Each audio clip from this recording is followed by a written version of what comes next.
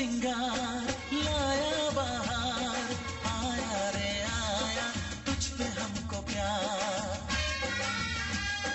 मर्दों का क्या बेदर्दों का क्या, क्या जानो तुम क्या होता है प्यार। क्यों भला हम करें तुम पे एतबार। बोले होठों की लाली डोले कानों की बाली, तेरी चुनरी ने जलवा दिखाया है। लगे सजना मेरा, लगे सजना मेरा, लगे सजना मेरा आज पगलाया है, लगे सजना मेरा आज पगलाया है।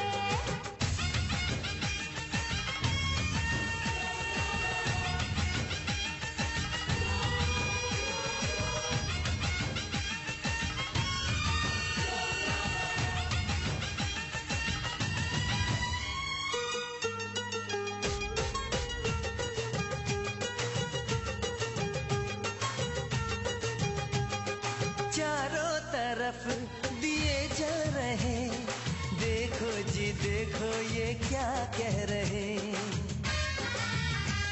कहीं पे निगाहें कहीं पे निशाना, हम जानते हैं ये किस्सा पुराना। ना करो दिल लगी छोड़ो सताना। तू ये माने ना माने हम है तेरे दीवाने, देखो मौसम मोहब्बत का आया है।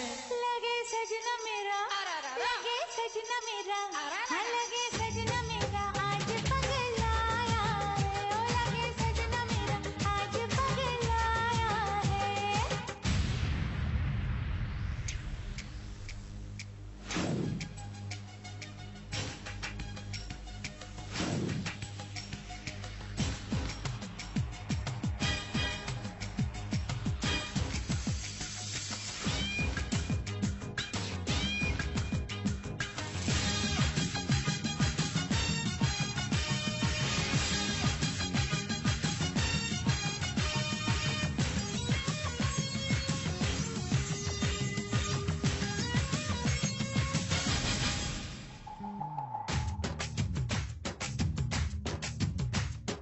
हो हो हो हो हो हो हो हो यारो मेरी मानो, मियाँ बीवी के रिश्ते को जानो।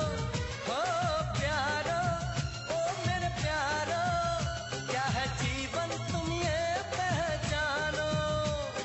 छोड़ो छोड़ो छोड़ो तकरार, कर लो कर लो कर लो प्यार।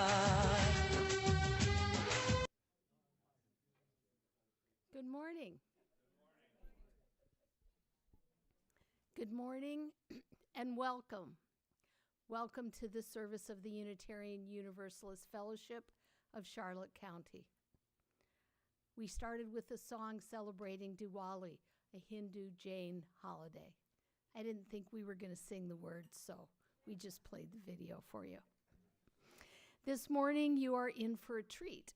I mean that both figuratively and literally.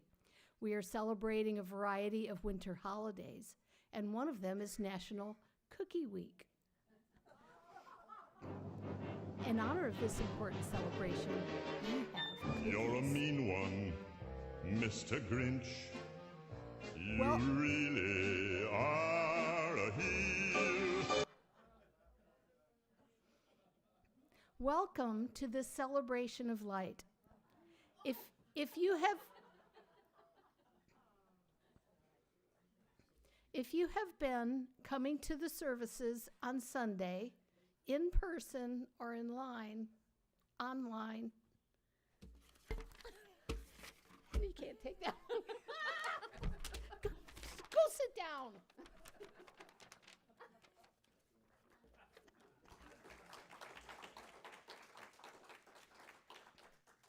And behave yourselves.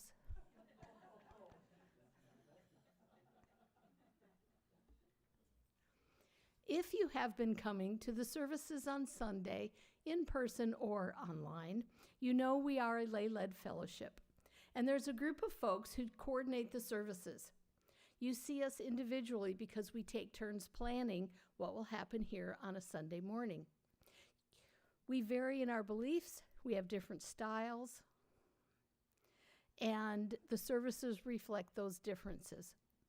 What we do have in common is we always try, well, most of us try to honor this sacred space, and we always try to consider your needs on any given Sunday.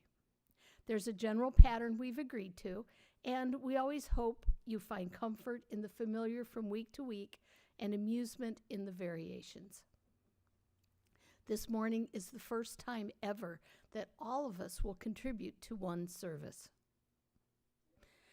You know there are many cultures who counter the cold and dark with celebrations of light and warmth of friends and family. When we were planning this service, we each picked a holiday that is important, sacred, and revered in a culture, well, some of us did that.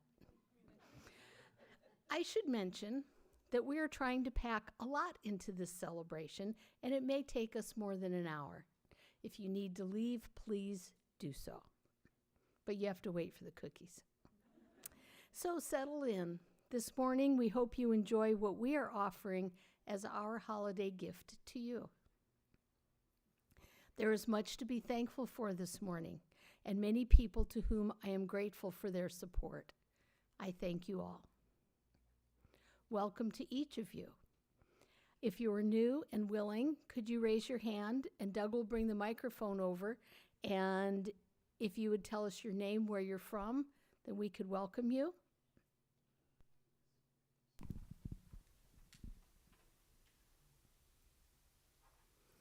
Welcome to each of you. Would you like to say good morning to us anyway? Okay.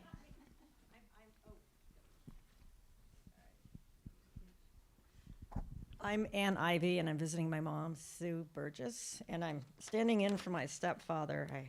He couldn't come today. He can't hear very well, so. Anyway, it's good to be here. I'm from Denver. Welcome. Thank you. It's not snowing here.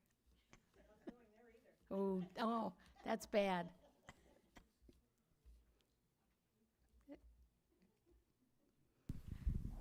Hi, good morning. I'm Patty. I'm here with my parents, Laura and Don. I'm also from Colorado. I'm up in the Vail area. Glad to be here. Welcome.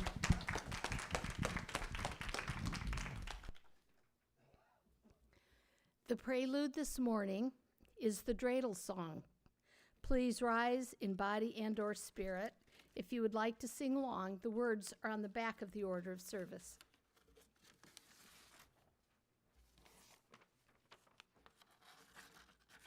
Well, I have a little dreidel, I made it out of clay, and when it's dry and ready, then dreidel I shall play. Oh, dreidel, dreidel, dreidel, I made it out of clay, and when it's dry and ready, then dreidel I will play. It has a lovely body, with legs so short and thin, and when it gets all tired, it drops and I will win. Oh, dreidel, dreidel, dreidel, I made it out of clay, and when it's dry and ready, then dreidel I will play. My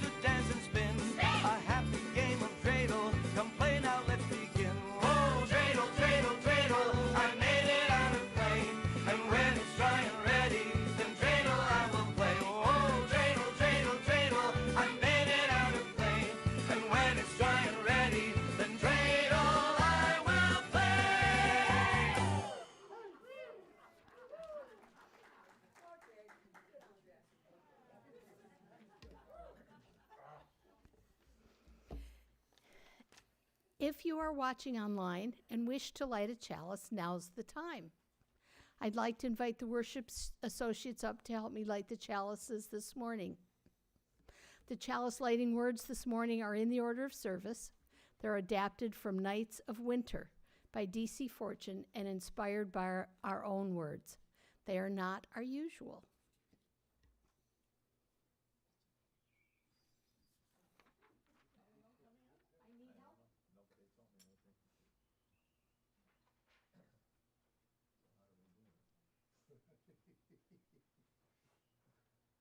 We haven't rehearsed, clearly.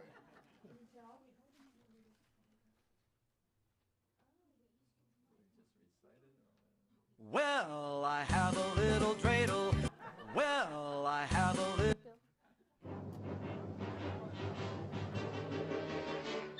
You're a mean one, Mr. Grinch. You really.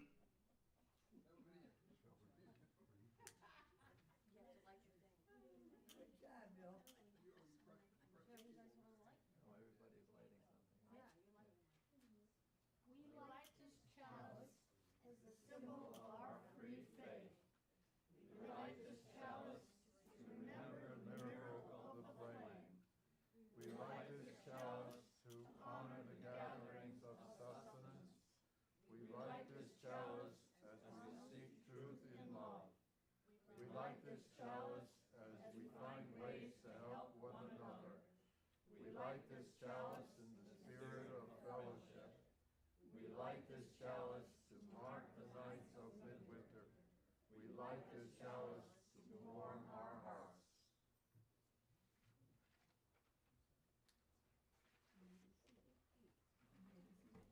We done? Corey?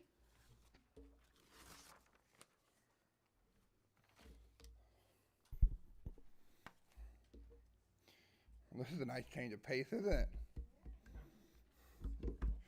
All right, for a second. Picture it. Sickly, 1912. No, wait, that's the wrong speech. Imagine for a second that there are no countries. No, wait, that's still the wrong one. I've got it. Visualize.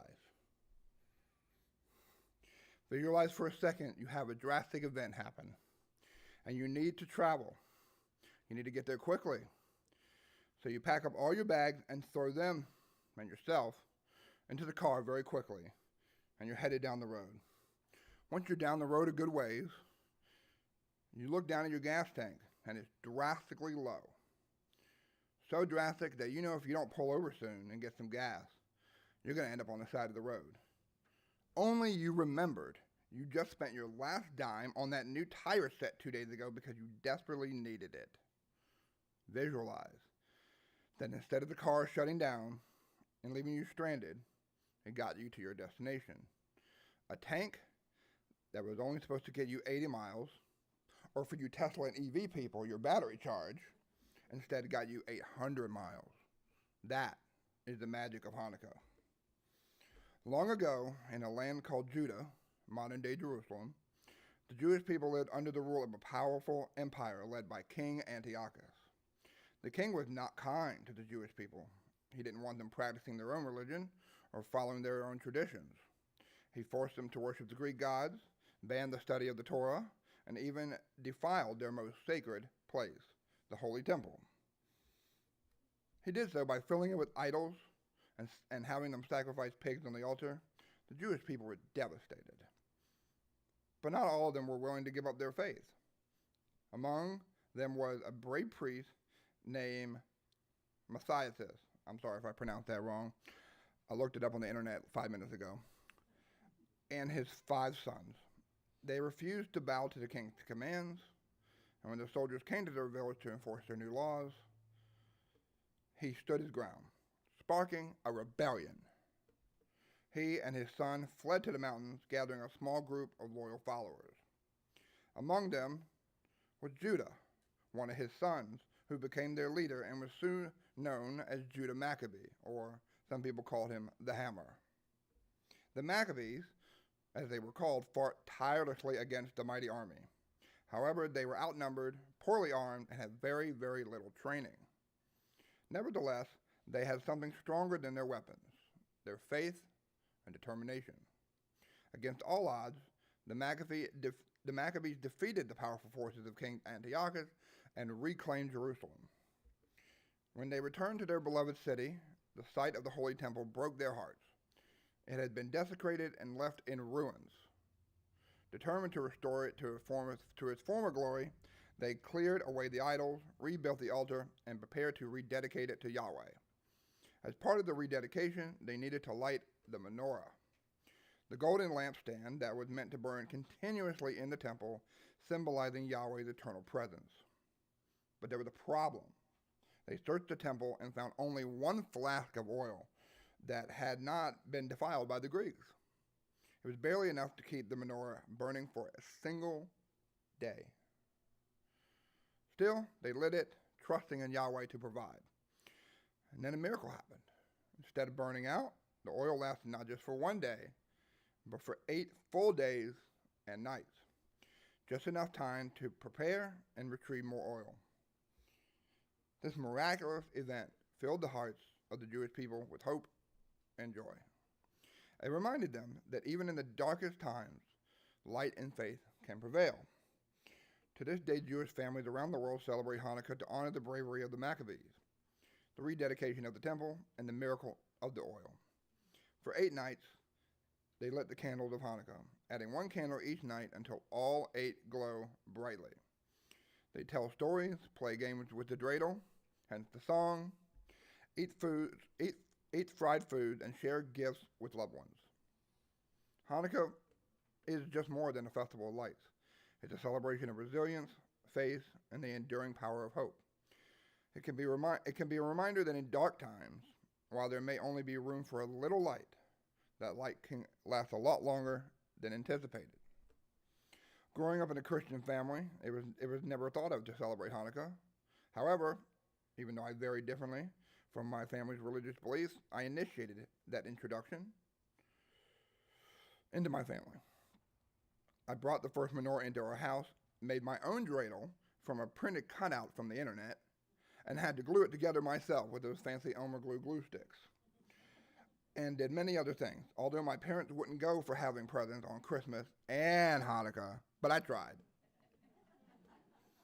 No matter what it is, the magic of Hanukkah is all around us, all the time, not just now, not just during this month.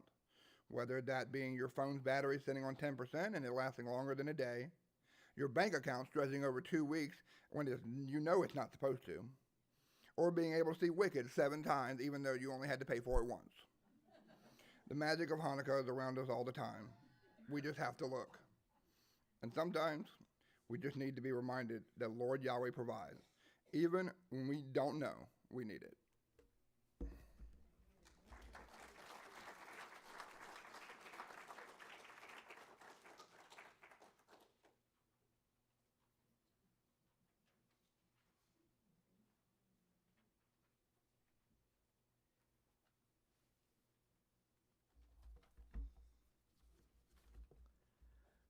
Good morning. The classical Polish Christmas is the heart of the Christmas season for the Polish people. The Christmas Eve dinner. On Christmas Eve, it's still Advent. So the feast is large, but there's no meat to it. But a nice big piece of fish is very welcome. Before anything starts, the head of the household shares a very thin, plain wafer, something like the communion wafer that you receive in communion, much bigger though. And the head of the house says a prayer and then goes and distributes a piece or breaks a piece with everybody else who was present, beginning with his wife and working all the way around. Once he's done that, usually then everybody else shows where everybody else. So it's kind of confusing and chaotic for a little while as they're wishing things to each other. The meal itself is supposed to have 11 courses. You might begin with herring, perhaps. After that, you could have a soup, maybe mushroom soup, maybe borscht, or whatever else is available. And you work your way all the way down to the end with the fruit and the nuts at the end of it. In between the courses, Christmas carols can be sung. So that can be quite a musical event as you go along. The room is decorated with all kinds of special things traditionally. I don't know how many people actually do it anymore. But one thing is to have a table with a white tablecloth on it. But underneath the tablecloth is hay. This is reminding us of the manger scene in the story of the birth of Christ. In each corner, there's a sheaf of wheat placed because bread is the staff of life. The table settings, one for every person who is present, plus an extra one. The extra one is for those that you wish were there or that you missed because they can't be with you. It also has a special meaning that if someone should come during this time, you have to welcome him and sit that person at that empty plate which is waiting for him. You never know who that stranger might be. It might just be a stranger, it might be a friend, but it might be an angel in disguise maybe. Or you never know, it may be Jesus. So anyway, that's a part of the ritual that you go through. The other things that go on during the time after the meal, potentially, it depends on the family. You can distribute gifts at that time and maybe open them, or the other thing is to wait till Sunday and then you can do it then. At midnight, there is a midnight mass at the church. It's called the pasterka, which means the shepherd's mass. The shepherds in the fields were tending their sheep, and the angel came in the sky. And that's probably the most emotional service because a lot of people get very moved on that occasion. It's very emotional. The French, funnily, do it the other way around. They go to midnight mass and then they go home and have the meal. So I don't know how that works, but anyhow. In the villages, some of the youth would come around carrying a star on a stick and carrying a manger and other Christmas signs and go from home to home to sing a carol and hopefully get something in return. The well-to-do landowning families would agree to gather at one house, and after a period of time, when all the food is eaten up at that particular house, then they move to another house and eat all the food over there. And you go like that all the way through winter. So anyway, that's just a fragment of the kinds of things that people can do. There are a lot of Polish Christmas carols. Some of them are familiar, very few. Most people haven't heard them, but there are a lot of them. Just like every other ethnic group from Europe, the Catholic groups, they all have Christmas carols that they sing traditionally, which most of us never hear, unless you live in a community with a lot of ethnic churches in it, and you could go from one to another and hear them.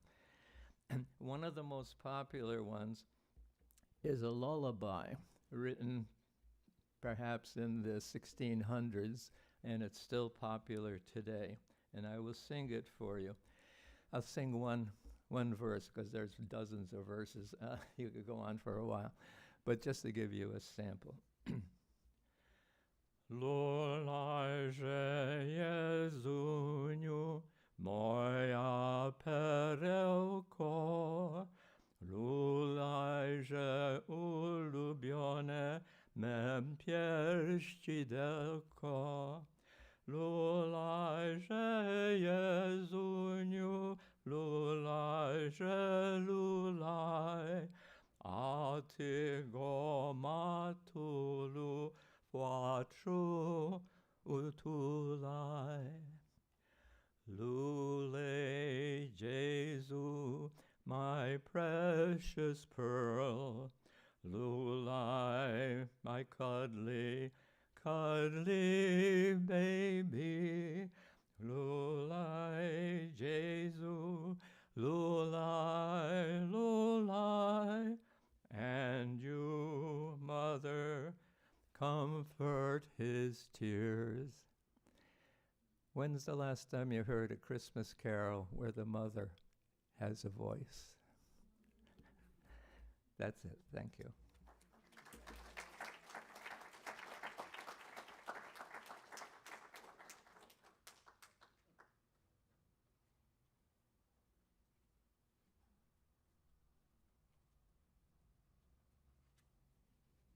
Hi, I'm not going to sing. Oh, thank you. Wow. I'm celebrating Buddha Day, or Buddha Day.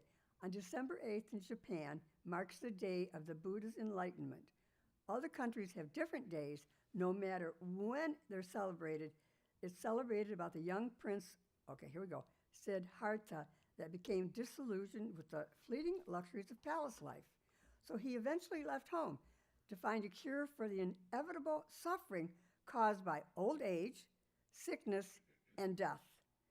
Siddhartha sought guidance from several religious masters, including one who taught his students, oh good grief, his students to practice extreme self-denial, such as eating only a spoonful of gruel per day. Following this method, he wasted away and he was just skin and bones, but he got no closer to resolving the problem of suffering. It was just at this time that a young lady came by with milk porridge, which she offered to him. This meal gave him the energy he needed to resolve the problem of suffering once and for all. He realized that no external teacher could give him his answers he sought, and he would have to solve his problem his own way. He decided to meditate under a, I think it's called pipal tree, also known as a sacred fig tree, until he reached enlightenment. Over the next 7 days, he meditated, deepening his insights into the true nature of existence. On the 7th day, he attained complete awakening to become a Buddha. Buddhas are people who reach full enlightenment on their own, like him, without direct guidance from a teacher. To this day, monks and nuns in Japanese and Zen Buddhism follow the 7-day meditating practice leading up to Buddha Day. On Buddha Day, some Buddhists recite the 5 precepts.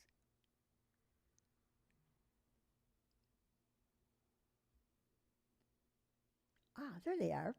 If you can read them with me, if you can see them.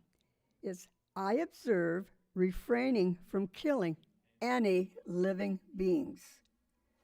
I observe refraining from taking what the owner does not give. I observe refraining from committing sexual misconduct. I observe refraining from telling lies.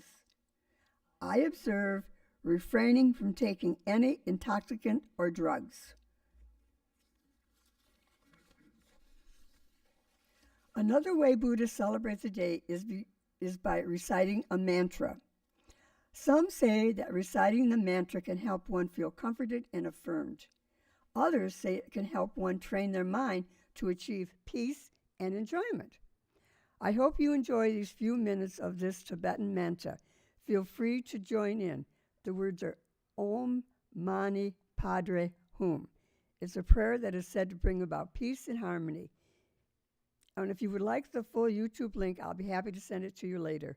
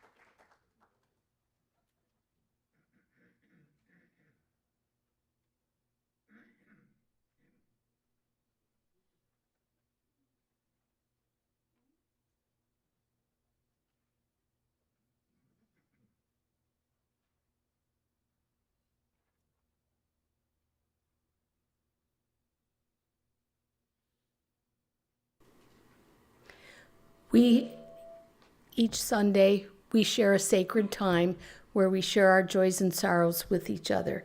We have stones that you can put in the water. The water shows the sense of community, and the stones are your joy and sorrow. The water shows that you are surrounded by your friends here at the fellowship.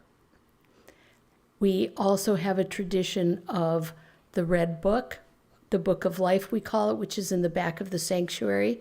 You can write a joy or concern there, or you can email them to the worship associate and we'll announce it.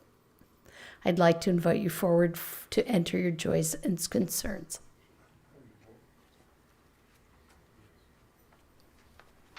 How about a little good news and wonder?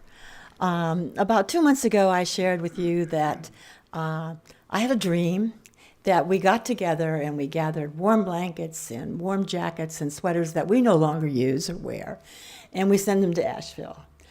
So people started collecting them out in the lobby, and I thought every time Robert would pick them up and bring them home, well, now we have enough, right? And then the next couple of days he'd bring home some more, and well, now we have enough. And that happened over and over again. So about 2 weeks ago, Robert and I separated all these clothes and blankets out into blankets, warm, jackets, sweaters, gloves, so forth. And we labeled them, and he sucked the air out of the bags to make them smaller. And we didn't know how we were going to get them to Asheville. And so there was no UU church there. That's not there. There's no place that is accepting clothes because they want money. And these people I wanted to help would not be the ones who had a store to go to. Everything was shut down. There were no stores and no place to buy clothes.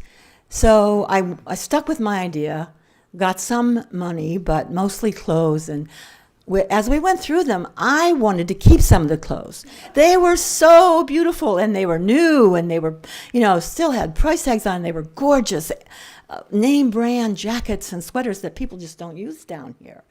So I was just thrilled to send this off to them. Somebody from the congregation stepped up and said, I have a son up there, and he lives among these people, and he knows them, and he'll be able to distribute them. Good. That happened. We couldn't find a way to get them up there. We advertised it for people who were driving there. No, nothing happened. And so we were getting a little bit worried, and so we checked shipping charges. Woo! We could have bought the jackets for the shipping charges. So that really wasn't a good plan. So Don and Laura Learman stepped forward and said, we're going to be babysitting in Orlando. We'll take the clothes up to Asheville. So we had 15 huge black bags full of clothes. And having taken the air out of them, made them a little smaller. They picked them up, stuffed them in their car, and took them to Orlando.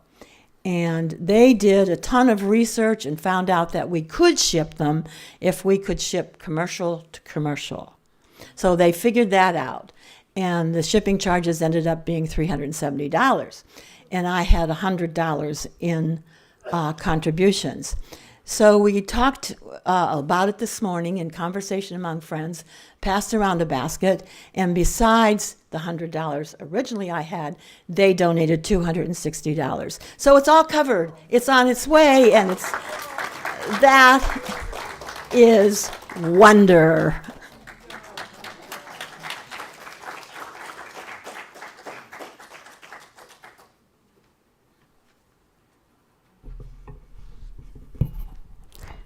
I'm a little nervous, so kind of forgive me. I can't top that story. However, I want you to know I'm in love. I'm in love. I'm in love. I met this guy in Lehigh Acres. Oh, what a guy. What a guy. I never knew I could be so happy. This smile on my face is genuine. So,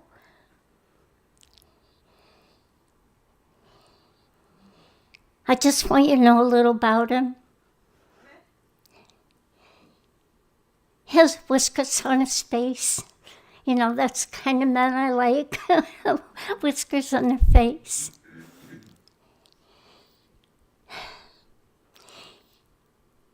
Have you ever heard of love at first sight? That's what happened to me. The minute we saw each other, whoo, fireworks went off. It was wonderful. It was love at first sight. I probably shouldn't tell you this, but he's living with me now. His name is Chester. Thank you. Oh, and by the way, he's a kitten.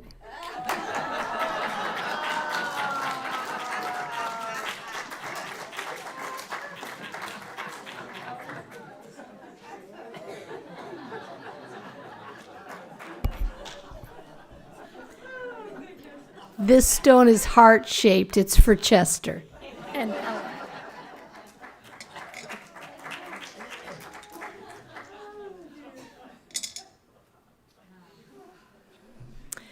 in the Book of Life this morning, Dennis writes,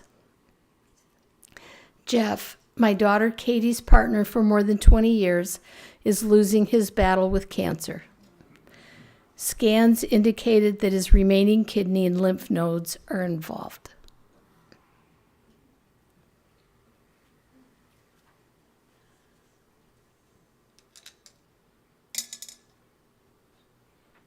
Good morning. I wanted to share a joy.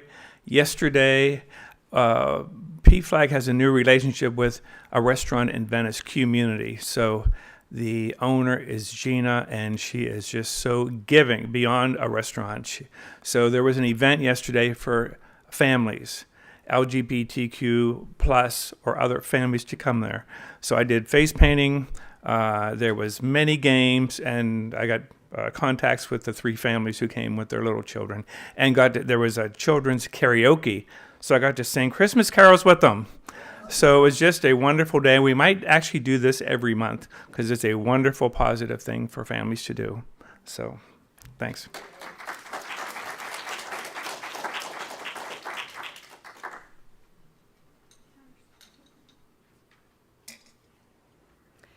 This last stone is for the joys and sorrows that remain in our hearts. May you feel love and surrounded by love by this community.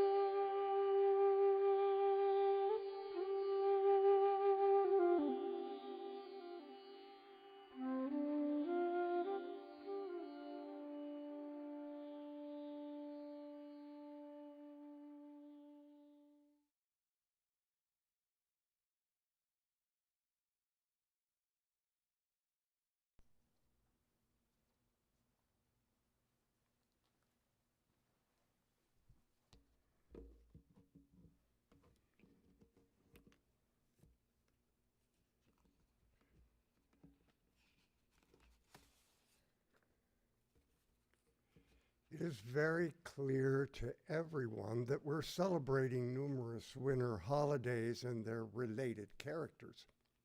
There seems to be lots of them, so I'll try to keep my presentation brief.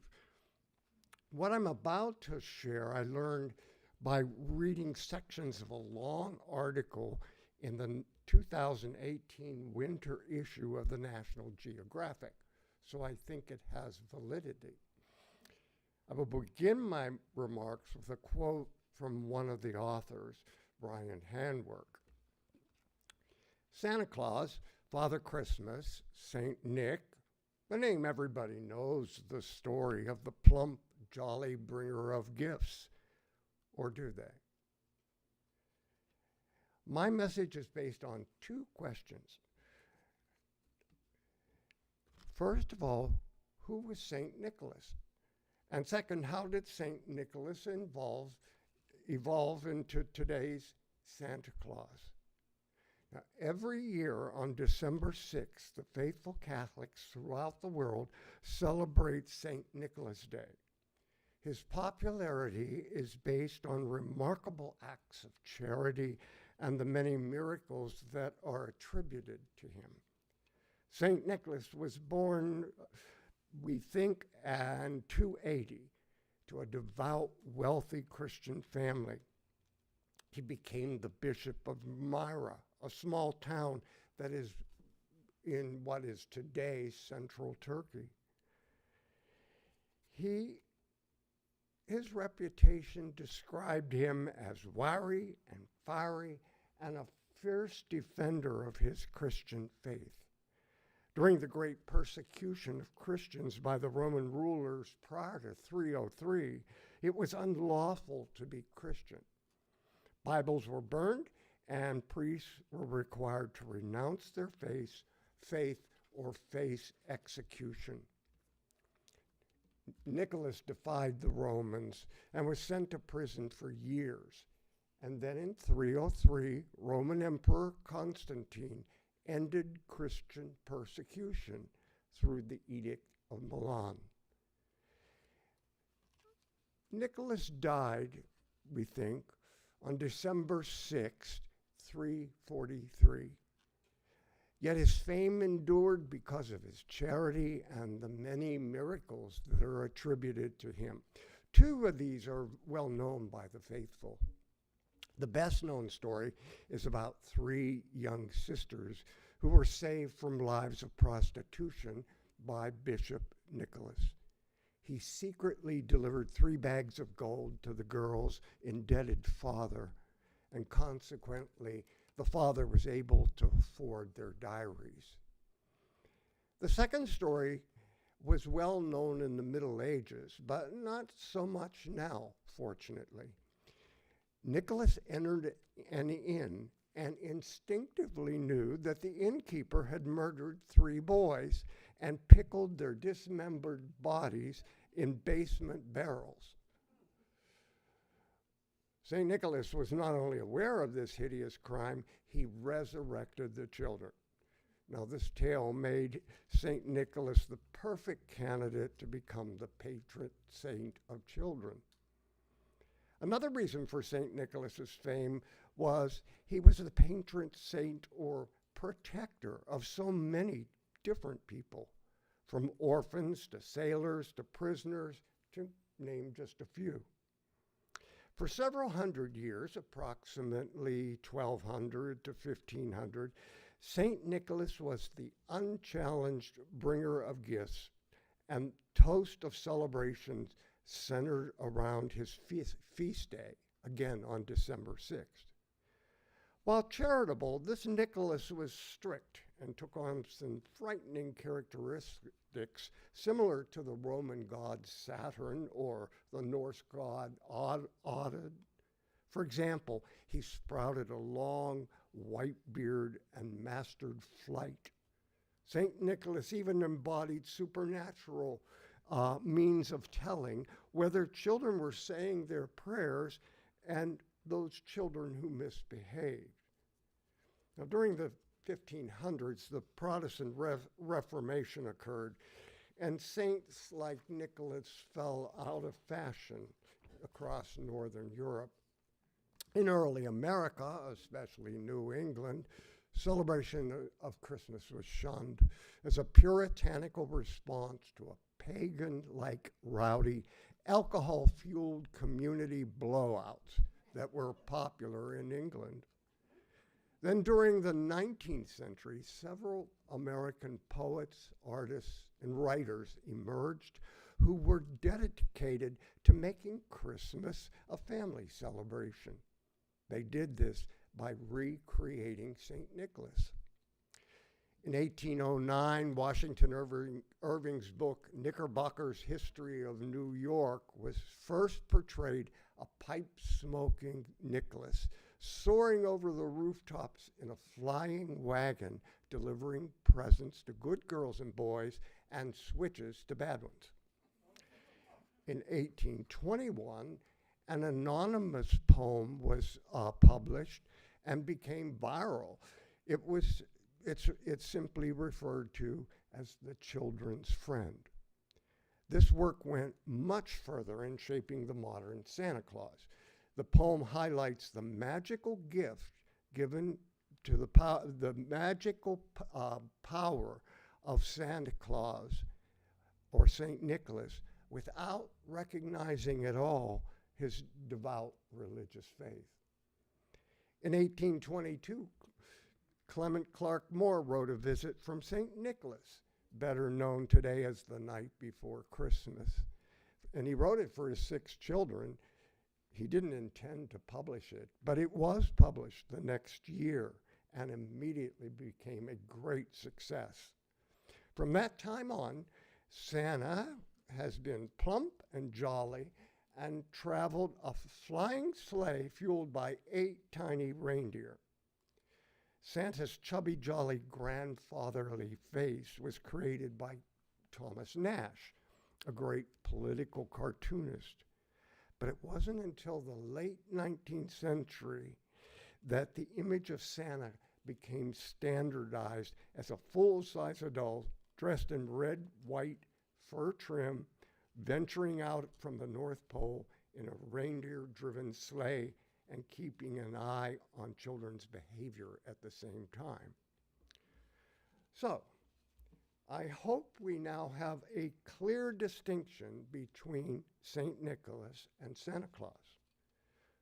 Because I'm warning you, if you want lots of goodies under your Christmas tree and don't want to be switched with a birch stick, don't ever, ever, ever call Santa Claus St. Nick again.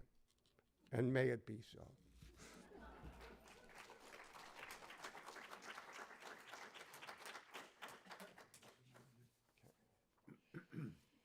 In our tradition, congregations exist because of the generous support of members and friends. It is our privilege and our responsibility to ensure the health and future of this fellowship. There are several ways that you can give. You can mail checks to the office, drop them in our mailbox, or call and make other arrangements. We're also equipped to accept donations through the Venmo app, and payments to this app should be made to UUFCC offering. If you'd like your donation to apply to anything other than the operating fund, like our second helping, please indicate your intentions on the checks memo line. And if you're a guest for the first time, don't feel obliged to give. Today, you are our guest. The offering will be received.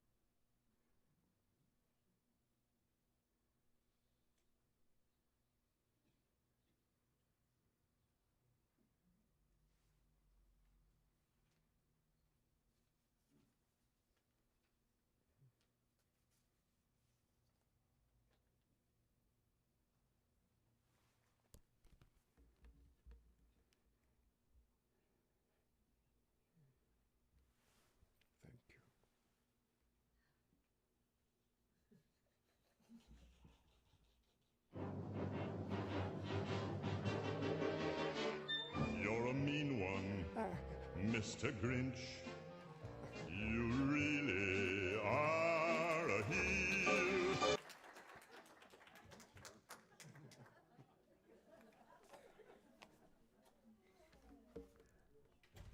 I'll bet you expected that.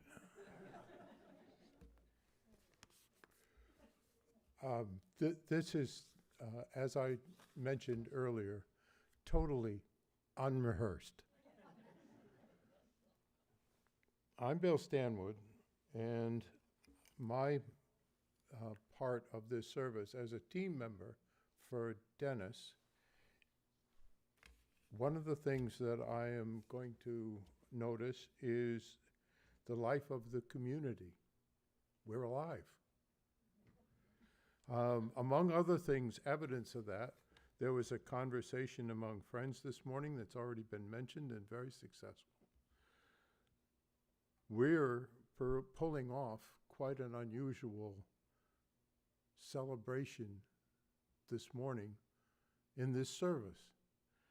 And we have yet to prove that we can do it successfully. So you're partners in that. This Monday, there will be a Collins Chalice Circle at 1 p.m.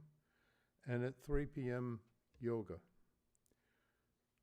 On Tuesday at 8 a.m., there'll be a men's group. Now, this is just for men. At 5 p.m. for everyone, and we want you to be especially excited about this, Christmas Eve service is happening here. The speaker will be Reverend Ann Barker. The worship associate is Laurie Douglas. And there'll be music, lots of music. We practiced even. Scott and Edie Dreist will be our guides in that service. And we are especially appreciative of having musicians to help us get on key. Scott Mitchell and Edie Dreist. I'm reading it.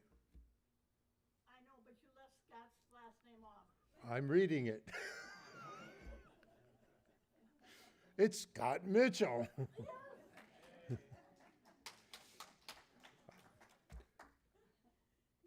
Wednesday at 7 p.m., there'll be a happy hour using the universal link. You should be happy still at that time, but you might be sleeping. Thursday, December 26th, there'll be a 4:30 p.m. Buddhist meditation, and at 6:30 p.m., the AAA group. And then there'll be other stuff after that, but you'll have to read it in the next week's program. So be in anticipation. I would like to move into the next part of the service. Yes, really. Let's get on with it. We're getting to the later end of this. I'm here because, well, we were provoked. As worship associates, we were trying to put together, with the help of our leader, Laura Anderson, worship program, and we were encouraged to think of parts to that worship program that we would take responsibility for. There I was, sitting there, thinking, and I was moved mysteriously. I chose as my focus for my part of this service, National Cookie Day and National Cookie Week. Oh, my gosh, after I said that, I had to do it. Now, we have a plate of the most wonderful demonstration of the reality that cookies are a major part of this holiday, this celebration. I'll bet you haven't given that serious consideration. How come? Now, oddly enough, Dennis might not even know this, that St. Nick is connected to the underlying inspiration that I considered in trying to present the rationale for cookies being important in the holiday celebration. Let me remind you, and some of you are familiar with the biblical revelation that the Israelites spent 40 years in the desert. Now, I don't know how many years you want to spend in the desert, or how many days, or however many hours. It seems like a very difficult time. You might ask, well, so what did they eat? The answer is miraculous. Somebody, some power, some force, some outside influence provided manna. That's the name that got applied to the stuff that the Israelites collected every morning. It was good. And they learned to process it. Part of the story, in one part of the biblical rendition, says that they ground it up and made small cakes. And many representations of manna now, they look like cookies. You might be surprised to learn that the Dutch came up with the name for that small cake. They called it cookie. Now, we've done all sorts of stuff with that word. But the Dutch are very familiar with these small cakes, and we have perpetuated their perception of those small cakes. They're right there. Cookies. Now, what do we do with those cookies? We've included them in the St. Nicholas stuff.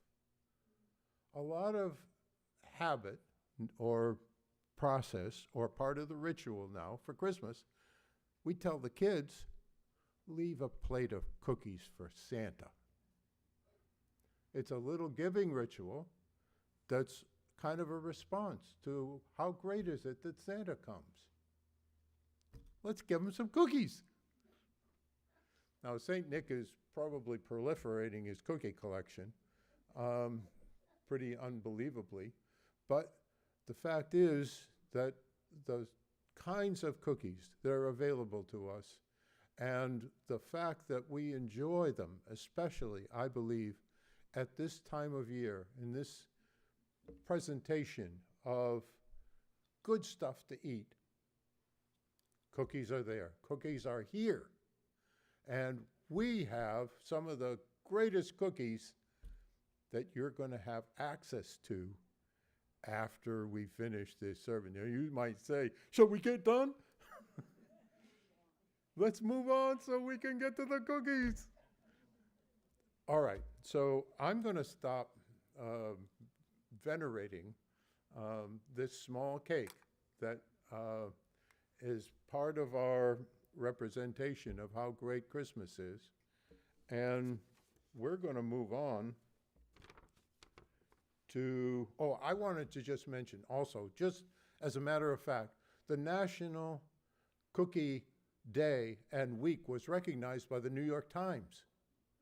Now, what could make it more of a fact? It was just published, and that reminded me how many other people think cookies are a wonderful thing. They do it every year. Okay, moving on, let's go to the next part of our service. Sharon.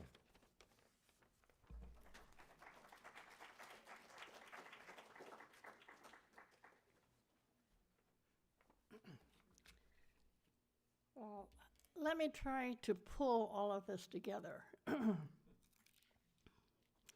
You certainly notice that two major themes have emerged this morning as we focus on different facets of our Christmas celebrations. Both of these themes are as old as humanity itself. Survival through light, fire, and survival through food, feasting.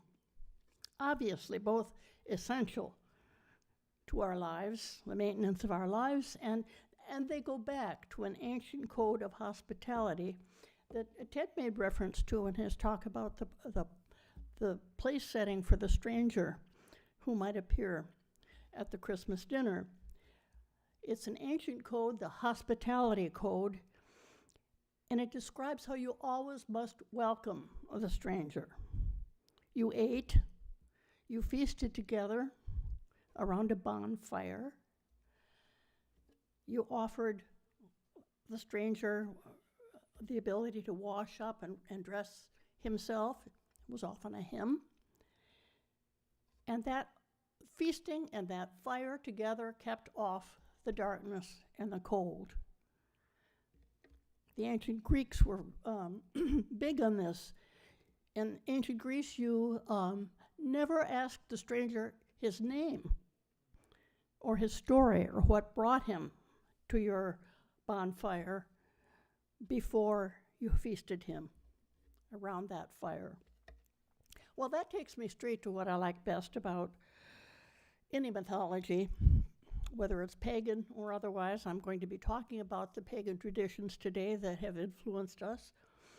But I want to make a point that I love making, and I make it again and again, how alike we human beings still are to what we have always been.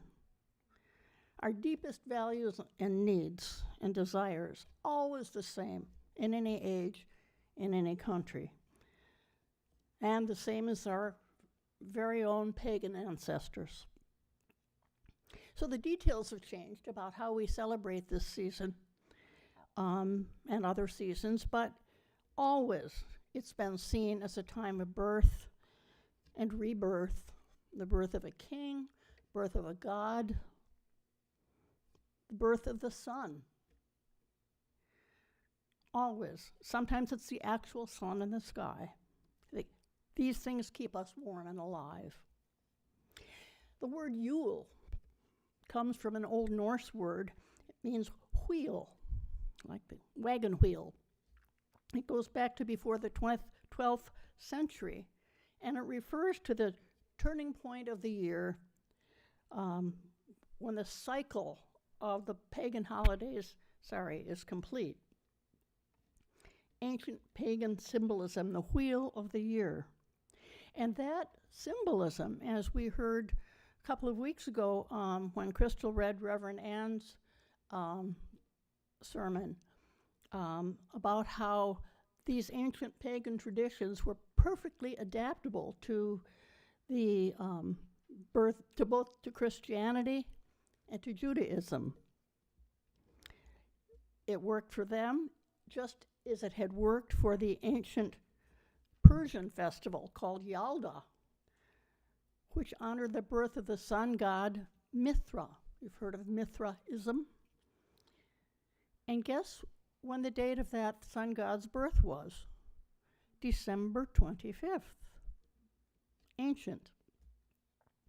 It worked for the ancient Egyptians and their sun god, Ra.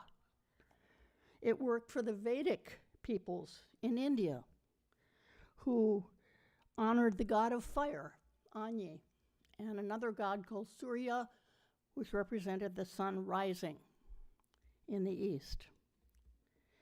Jumping continents, that symbolism worked with the ancient Mayans, the great temple at Chichen Itza, where at winter solstice you can watch as the sun rises on two sides of the pyramid. You can see the light of the sun rising up like a serpent, feathered serpent. Now, I haven't forgotten the other theme, feasting, eating, food, cookies. Food and feasting have always been a central feature of the winter solstice. It was, after all, a harvest festival. Pagan people drank mead. Maybe they roasted pigs and sheep, goats, sometimes even horses, and they feasted. The ancient Inca in Peru added to their feast a beer made from fermented corn, and they feasted. The Aztecs baked a life-sized figure of the god out of dough, a cookie. It reminds me of what you talked about, Ted, about the wafer. And they broke pieces of this baked version of God off, and each person ate it. So yes, it was an ancient form of what we think of as communion, where you become one with the God by literally ingesting his body. So here's the fact that although these traditions have different details accorded to them, the symbolism and the meaning remains the same. Apart from those themes of feasting and light, the pagan Celts had not one king, but two that appeared at the solstice. One was called the Holly King, the other was called the Oak King. And you'll recognize the Holly King. I needn't say what he represented or will represent when I describe him. He dressed in red. He draped holly and berries over his hat. He drove a team of 8 deer. 8, because that was the number of festivals in the pagan calendar year. This was the ancient Celts, remember. At the winter solstice, this king, this Holly King, was conquered in a fight by the other king, the Oak King, who was a kind of a baby New Year. He was a fresh, young, new god, covered all over in mistletoe. So I'm sure you're thinking of Santa Claus when you hear about the Holly King. They may have looked alike, but as Dennis has pointed out, our sources for what we think of now as, let's call it the commercialized Santa Claus, are many. Not only the St. Nicholas that Dennis described and the later version of Santa that emerged in the night before Christmas in the 19th century, but other figures. The Greek god of time, Cronus, or Father Time. The Roman god Saturn, I think somebody mentioned that already. The Russian god, Father Ice. So all of these gods had their version, their Santa Claus version, even though the sources were different.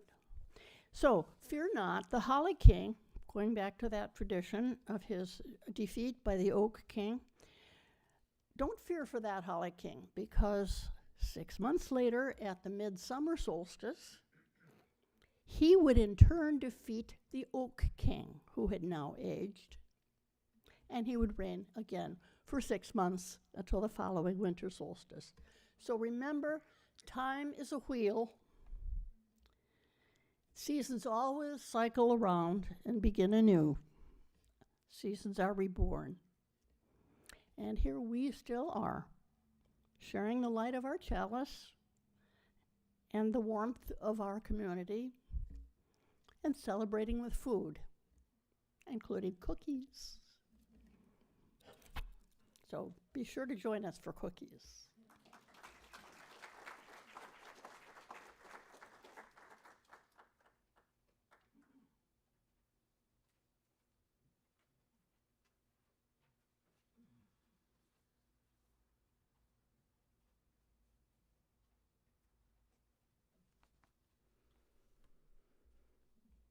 Again,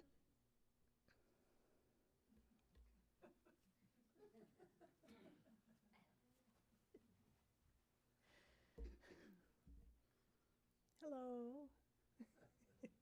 We we decided to show up today. Decided to show up today because we want to have fun and because we want to honor the people that aren't necessarily all chipper and wonderful about Christmas season.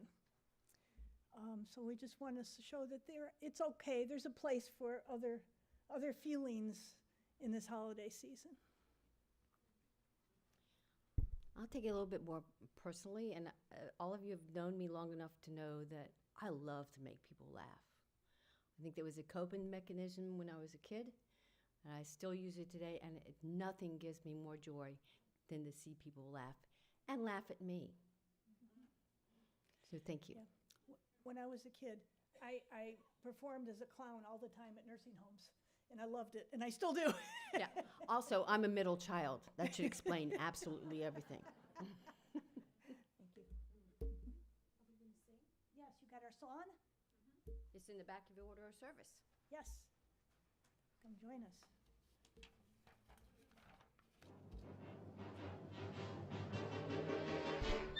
You're a mean one, Mr. Grinch.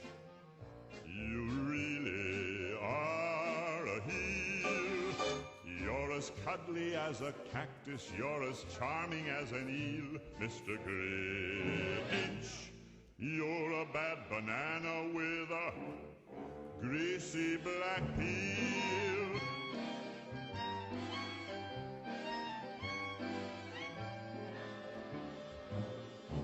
You're a monster, Mr. Grinch. Your heart's an empty hole. Your brain is full of spiders. You've got garlic in your soul, Mr. Grinch.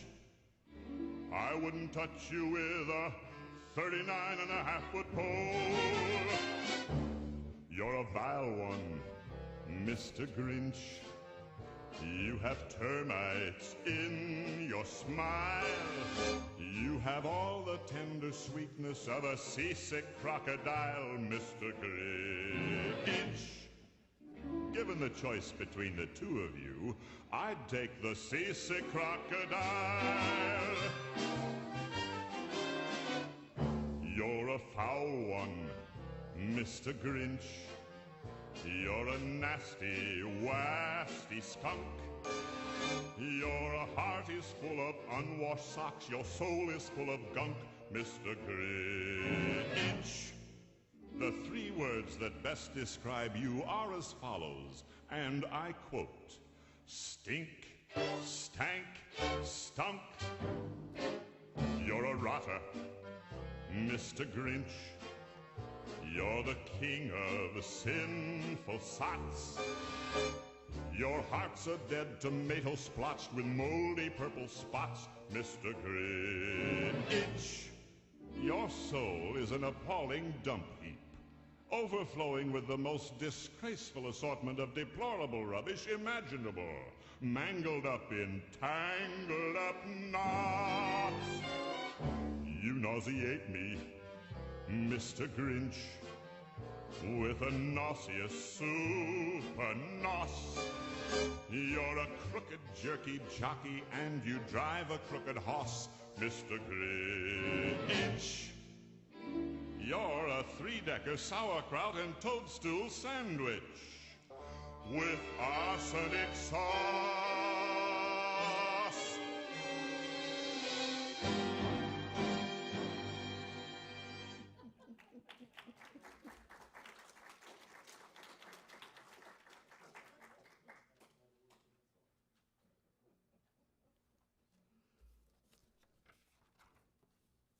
Please join me with extinguishing the chalices with the words in the order of service.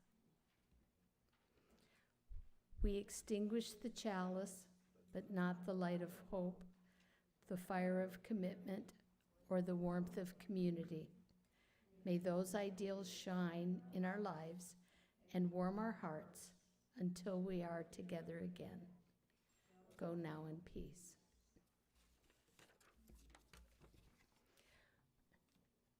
We would like to end this service by honoring the Kwanzaa holiday.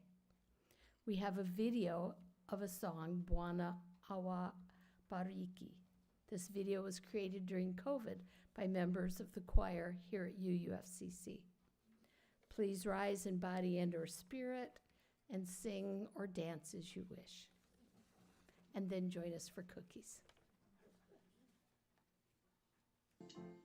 Bwana awabariki, Bwana awabariki, Bwana awabariki milele. Ukimcha Bwana, Bwana awabariki. May God grant you a blessing, may God grant you a blessing, may God grant you a blessing evermore. In unity, may God grant you a blessing. Bwana awabariki, Bwana awabariki, Bwana awabariki milele. For work and purpose, Bwana awabariki. May God grant you a blessing, may God grant you a blessing, may God grant you a blessing evermore. For creativity, may God grant you a blessing. Bwana awabariki, Bwana awabariki, Bwana awabariki milele. Strengthen our faith, Bwana awabariki. May God grant you a blessing, may God grant you a blessing, may God grant you a blessing evermore. Cooperation, may God grant you a blessing. Bwana awabariki, Bwana awabariki, Bwana awabariki milele. Cooperation, may God grant you a blessing. Bwana awabariki, Bwana awabariki, Bwana awabariki milele. Music and dance, Bwana awabariki.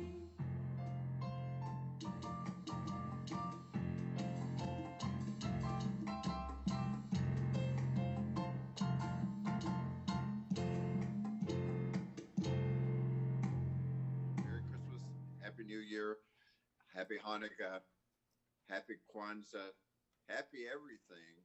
We need all the happiness we can get. Before we break up, I'd like to make a small announcement. We have new art on the wall. We had a very big and probably one of our best art openings ever this past Friday. There's a beautiful material in the glass cases. And between the glass cases, there's a jar that allows you to pick a people's choice. So we'd like for you to take a look at all the pictures we have, pick one that you feel is your choice as to what everybody should be looking at. And it's $1 a vote. There's a jar back there on a table between the two glass cases to allow you to write in a vote and leave us $1 and make it a success. Thank you very much.